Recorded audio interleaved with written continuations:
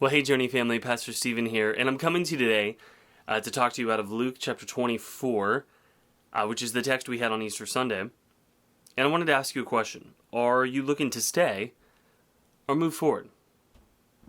Are you looking to stay or move forward? And here's why I asked this question, because as vaccines become more widely distributed, as we begin to move into 2021 and spring and then summer, and we just begin to get outside and experience more of life, there's a part of us that thinks, I want to go back to how things were before the pandemic. I want to go backwards. And here's the thing about going backwards. You can't go backwards. Now, I get it. You could walk backwards, but you can't rewind time. You can't go back in time and go back to a time where the pandemic didn't happen. What you can do is you can move forward. And I believe Jesus has given us resurrection power. Right? We celebrated the resurrection on Sunday. He's given us resurrection power to move forward, not to stay where we're at, not to pine for days that happened earlier, but to know that better days are always coming. With the Lord, God, He has given us a hopeful future. The government has not given us a hopeful future. Our friends have not given us a hopeful future.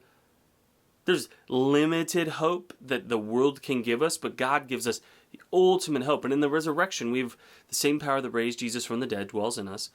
And He's given us the power to move forward today. What would it look like for you to move forward in faith? To move forward by grace? To move forward with love today? What would it look like for your family? Or what would your family look like? How would it look differently if you moved forward in faith today? If you move forward with love today, how would that change your workplace? If you move forward by grace today, how would that change how you look at the city? How would that change how you look at people around you? I believe God has given us resurrection power, not just to be saved.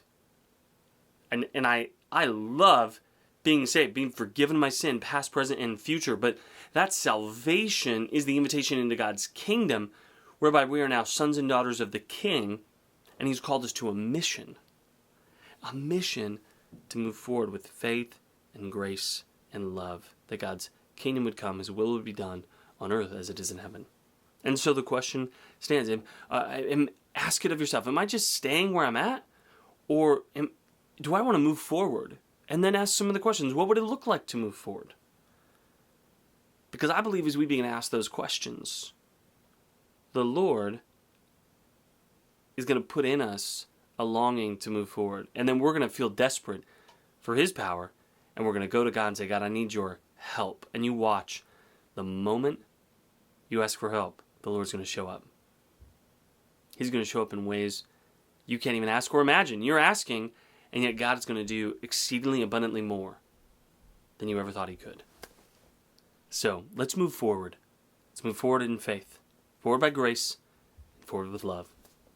You are greater in the eyes of the Lord than you are in your own church. Love you.